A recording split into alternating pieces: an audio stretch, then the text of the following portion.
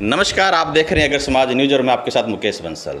आज धनंजय अग्रवाल जो भाजपा के वरिष्ठ कार्यकर्ता के रूप में जाने जाते हैं, उनके निवास स्थान पर पूर्व सांसद सुमेधानंद जी जो सीकर से 2 बार सांसद रह चुके हैं, उनके निवास स्थान पर आए हैं। उनसे आज बातचीत करेंगे। उनकी जो बीजेपी के द्वारा उनकी ड्यूटी लगाई गई है कि जिला के अंदर किस प्रकार का कार्य चल रहा है चुनावी गतिविधियों को लेकर और आगे की क्या रणनीतियां बनानी हैं, उसके ऊपर बारीकी नज़र गड़ाए हुए हैं सुमेधानंद जी। उनसे हम बातचीत करेंगे। अभी तक का क्या इनकी रणनीति चल रही थी बीजेपी की, और भविष्य को लेकर अभी जो 5 तारीख को मतदान होना है उसमें किस प्रकार की बारीकियों को ये नज़रों में लेंगे, भी कहाँ दिक्कतें आ रही हैं, वो सारी जानकारियाँ आज और सारी बातें हम आज सुमेधानंद जी से। और आपको बता देता हूँ कि राजस्थान के 2 बार पूर्व सांसद रह चुके हैं, बहुत बड़ी बात है महाराज जी की। तो सबसे पहले महाराज जी को नमस्कार। नमस्कार। फतेहाबाद में पहुंचने पर और अगर समाज न्यूज़ में पहुंचने पर आपका हार्दिक अभिनंदन है। धन्यवाद साहब। पहला क्वेश्चन मेरा ये है कि आप महाराज हैं, संत हैं, आप राजनीति में कैसे प्रवेश किया? पहला क्वेश्चन। देखिए, आपने जो भी प्रश्न किया है मेरे सामने जी, कि आपने राजनीति में कैसे प्रवेश किया, पहले तो मैं थोड़ा सा हमारी प्राचीन संस्कृति की ओर ले चलूँ। जी, रामायण काल से लेकर के वो महाभारत पर्यंत हमारे देश के जितने भी ऋषि हुए हैं, उनके मार्गदृष्टा सन्यासी संत ऋषि मुनि हुए हैं। महाराज दशरथ से लेकर के भगवान श्री राम तक महर्षि विश्वामित्र जैसे ऋषियों ने मार्गदर्शन किया। तो बिना धर्म के राजनीति जो है वो अनीति हो जाती है। राजनीति पर जब तक धर्म का अंकुश नहीं होगा तब तक राजनीति ठीक नहीं चलेगी। इसलिए हमारे ऋषि मुनि हमेशा ही राजनीति में रहे हैं। महाभारत में आप देखेंगे महर्षि हमारे जितने भी संत हुए हैं, उज्जैन के अंदर भगवान श्री कृष्ण को पढ़ाने वाले महर्षि संदीपनी, जिन्होंने उनको न केवल मात्र भौतिक ज्ञान दिया बल्कि राजनीति की शिक्षा भी दी। विदुर को ले लीजिए, फिर उसके बाद में आने वाले समय में आप चाणक्य को ले लिए, और आज़ादी के आंदोलन के दौरान स्वामी विवेकानंद, स्वामी दयानंद, स्वामी श्रद्धानंद, स्वामी स्वतंत्रानंद, ये सैकड़ों संत हुए हैं जिन्होंने देश की आज़ादी के लिए जेलें काटी। तो स्वामी सुमेधानंद राजनीति में आए, वो कोई नई बात नहीं है। मेरे से पूर्व भी बहुत सारे संत राजनीति में रहे। स्वामी रामेश्वरानंद जी हमारे राजनीति में रहे, और बहुत सारे संतों ने, आनंद बोध जी राजनीति में रहे, और मेरे साथ ही हम तो 6 संत राजनीति में थे। तो इसलिए राजनीति कोई ऐसा विषय नहीं है कि संतों में राजनीति में नहीं आना चाहिए। तो माननीय प्रधानमंत्री जी का ये मन था कि मैं चुनाव लड़ूं, और उन्होंने एक बात कही, जब मुझे कहा कि आपको चुनाव लड़ना चाहिए, तो मैंने उनको कहा कि मेरा राजनीतिक बैकग्राउंड नहीं है। तो उन्होंने कहा कि राजनीति में अच्छे लोग नहीं आएंगे तब तक राजनीति में सुधार संभव नहीं है, आपको हमारा साथ देना चाहिए। इसलिए मैं राजनीति में आया। जी, बहुत अच्छी बात है। आप 2 बार सांसद रह चुके हैं, राजनीति की बारीकियां आप समझते हैं। फतेहाबाद में आपकी ड्यूटी लगाई है चुनाव को लेकर, क्या कमियां लग रही हैं और क्या आगे की रणनीति तैयार की जा रही है? देखिए, मैं आपसे निवेदन करूं कि मेरा चुनावी अनुभव तो 10 साल का है, लेकिन मैंने पहले बहुत सारे लोगों को चुनाव लड़ाए, और हमने तो कांग्रेस की इमरजेंसी को भुगता है। मैं उन लोगों में से एक हूं जिन्होंने इमरजेंसी में जेल काटी। तो इसलिए भी हमारे जैसे लोगों का राजनीति में आना जरूरी था। जहाँ तक चुनाव का संबंध है, अभी 2024 के विधानसभा के चुनाव का, फतेहाबाद हमारा एक बहुत महत्वपूर्ण ज़िला है। 3 सीटें हैं। हमारी पार्टी ने एक प्रभारी के नाते, प्रवासी प्रभारी के नाते मुझे दायित्व दिया है, और मैंने खुद कह करके फतेहाबाद को लिया। मुझे पार्टी ने पूछा था कि आप कौन से क्षेत्र में जाना चाहेंगे, क्योंकि मेरा हिसार कार्य क्षेत्र रहा है। मैंने 7 साल तक हिसार में काम किया है। तो हिसार में काम करने के कारण इस फतेहाबाद क्षेत्र में मेरे बहुत सारे लोग, प्रत्येक गांव में एक दो व्यक्ति परिचित मिलेंगे, जानकार मिलेंगे। जानकारी का एक अपना प्रभाव होता है। और फतेहाबाद में हमारे पहले 2 विधायक थे। इस बार हमारा ये प्रयास है कि हम 3 की 3 सीटों को जीत करके आएँ। लोगों में एक भ्रांति पैदा हो रही है, सब कांग्रेस का प्रभाव है, कांग्रेस का प्रभाव है। कहाँ है कांग्रेस का प्रभाव? कांग्रेस में तो आप में फुटबॉल मचा हुआ है। और फतेहाबाद के अंदर मैं निवेदन करना चाहूँगा कि हमारी 3 सीटों पर हम कमल खिलाने के लिए प्रयासरत हैं। लोकसभा के चुनाव में हमें 44 सीटें मिली थी। जी 44 सीटों के अंदर केवल मात्र हमें 3 सीटें और शामिल करनी है, हमारी 47 हो जाएंगी। 44 सीटों पर लोकसभा चुनाव में हमने बढ़त ली थी।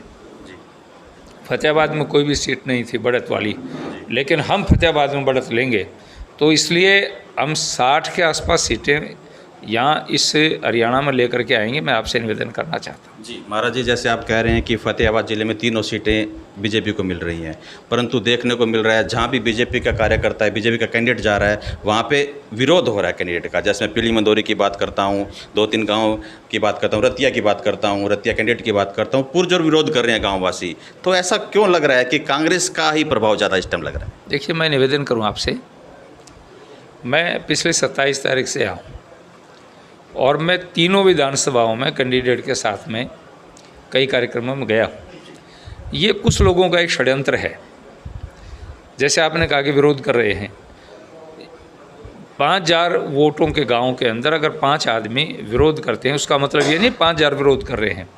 ये तो तथाकथित किसान आंदोलन के नाम पर जिन लोगों ने यह एक वातावरण ख़राब किया था, वही लोग हैं जिनको बाकायदा व्यवस्थित रूप से तैयार किया जाता है कि आपको जा कर के वहाँ जब प्रत्याशी आएँ उसमें ऐसा व्यवहार करना है। ये लोकतंत्र में कतई उचित नहीं है। भारतीय जनता पार्टी भी इस प्रकार के 10-5 आदमी खड़े कर सकती है जहाँ कांग्रेस के प्रत्याशियों का विरोध हो सकता है, लेकिन हम लोकतंत्र का सम्मान करने वाले लोग हैं। हम कभी भी लोकतंत्र के खिलाफ ऐसा काम नहीं करते हैं और पब्लिक इस बात को अच्छी तरह देख रही है कि ये लोग इस प्रकार के आदमी जो वातावरण ख़राब कर रहे हैं कि इससे माहौल ख़राब होगा, मैसेज जाएगा। जैसे आपने अभी कहा कि विरोध हो रहा है, लेकिन भारतीय जनता पार्टी के कार्यक्रमों के अंदर हज़ारों की संख्या भी हो रही है। अभी मैं दूड़ाराम जी के 2 कार्यक्रम अटेंड करके आया हूँ, दोनों कार्यक्रमों के अंदर 500 से कम संख्या नहीं थी। कल रात को मैंने कार्यक्रम अटेंड किया, उसमें 1200 से अधिक लोगों की संख्या थी। तो हमारे साथ तो भीड़ उमड़ रही है। तो ये एक षड्यंत्रकारी लोग हैं जो इस प्रकार का वातावरण ख़राब करते हैं, उससे कोई प्रभाव पड़ने वाला नहीं है। चलिए, माना कि इस बार पब्लिक आपको फिर तीनों सीटें फतेहाबाद जिले की दे देती हैं, तो ऐसी क्या कमियां रह गई थी जो इस बार पूरी की जाएंगी? देखिए, हमारी सरकार ने केंद्र और हरियाणा दोनों जगह हमारी सरकार रही है 10 साल में। माननीय प्रधानमंत्री नरेंद्र मोदी जी ने तय किया कि हम प्रत्येक जिला में मेडिकल कॉलेज बनाएंगे। हमारे यहाँ मेडिकल कॉलेज की घोषणा हो गई, लेकिन ज़मीन के आवंटन के कारण मेडिकल कॉलेज नहीं बन पाया। वो मेडिकल कॉलेज बनेगा। हमारे यहाँ अमृत स्टेशन की बात थी, तो इस लोकसभा के अंदर यहाँ बट्टू का स्टेशन पड़ता है, उस स्टेशन को सुसज्जित किया जाएगा। अमृत योजना के तहत शहरों का विकास हमारी प्राथमिकता है, सड़कों का डेवलपमेंट हमारी प्राथमिकता है, लोगों को मकान मिले, लोगों को उचित सहायता मिले। पहली बार हमारे देश का एक ऐसा प्रधानमंत्री है जिन्होंने ये तय किया कि गरीब आदमी भी अच्छे से अच्छे हॉस्पिटल में इलाज करा सके, और उसके लिए उन्होंने आयुष्मान भारत योजना लागू की। अभी हमारी सरकार ने तय किया है कि 70 साल से ऊपर के लोगों को यदि 25 लाख रुपए तक का इलाज भी करना पड़े उसको करेंगे। ये जो भारत सरकार की योजनाएं हैं, इन योजनाओं को धरातल पर लाना हमारा काम रहेगा। अभी बात ये किसानी की करते हैं। बंगाल के अंदर 30 साल कांग्रेस ने नॉन स्टॉप राज किया, 27 साल कम्युनिस्ट पार्टी ने राज किया और 13 साल से दीदी है। वहाँ एक भी मंडी नहीं है।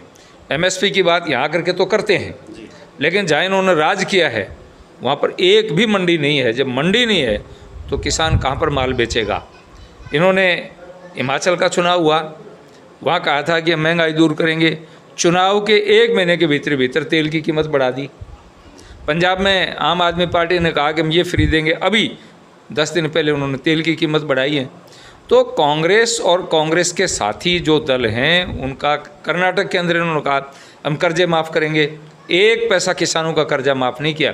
हमारे यहाँ राजस्थान में राहुल गांधी पिछले इलेक्शन में उल्टी गिनती करके आए थे, और उल्टी गिनती करके आए कि जब तक मैं 10 की गिनती करूँगा तब तक हमारे किसानों के कर्जे माफ़ होंगे। 1 नया पैसा कर्जा माफ़ नहीं किया। कांग्रेस झूठ का पिटारा लेके आती है, अब भी उनके घोषणा पत्र में झूठ का पिटारा है, लेकिन भारतीय जनता पार्टी ने जो कहा उससे सवाया करके दिखाया। तो हमारी बहुत सी योजनाएं हैं जो हमें धरातल पर लानी है, उनको ला करके हम रखेंगे। जैसे आपने घोषणा पत्र की बात की, तो ऐसा देखने को मिला कि जो घोषणा पत्र कांग्रेस ने दिया वही सेम आपने घोषणा पत्र जारी किया गया है। सेम नहीं किया है। मैं आपसे एक निवेदन करूं, हमने पहले भी एमएसपी की बात की कि भाई हम 24 फसलों को एमएसपी पर खरीदेंगे। कांग्रेस ने हमारी नकल की है। प्रधानमंत्री नरेंद्र मोदी आयुष्मान योजना लेकर के आए, कांग्रेस 50 साल में क्यों नहीं लेकर के आई? कहाँ थे वो? बिना पर्ची और बिना खर्ची के नौकरी देने का काम हमने किया। हुड्डा सरकार के अंदर भ्रष्टाचार हुआ, ओम प्रकाश चौटाला जी 10 साल की कई साल की सज़ा काट के आए बाप बेटा। ये भ्रष्टाचार साफ साफ दिखाई देता है। इसलिए हम कांग्रेस की नकल नहीं करते, कांग्रेस हमारी नकल करती है। हमने अन्य स्टेट में जो घोषणा पत्र लागू किए उनकी नकल कांग्रेस ने की है। तो मैं इसलिए आपको कहना चाहता हूँ कि भारतीय जनता पार्टी धरातल पर काम करती है, आम आदमी में काम करती है, गरीब के लिए काम करती है। हमारे देश के प्रधानमंत्री ने घोषणा की 2019 में कि हम शौचालय बनाएंगे। कांग्रेस के लोगों ने मजाक किया कि देश का प्रधानमंत्री और लाल किले की प्राचीर से घोषणा करता है हम शौचालय बनाएंगे। मेरी बहन बेटियां सड़कों पर खड़ी रहती थी, सड़क के पास में, कोई गांव की सड़क के पास में खड़ी रहती थी। अगर फसल नहीं होती थी तो कहाँ जाती? फसल में उसको व्यय होता था, किसान उसको घुसने नहीं देता था। तो पहली बार किसी व्यक्ति के मन में एक बात आई कि मेरे देश की 50% आबादी और उस 50% का गांव के अंदर जो 40% आबादी महिलाओं की रहती है उनका सम्मान करना है। तो ये काम उन्होंने किया।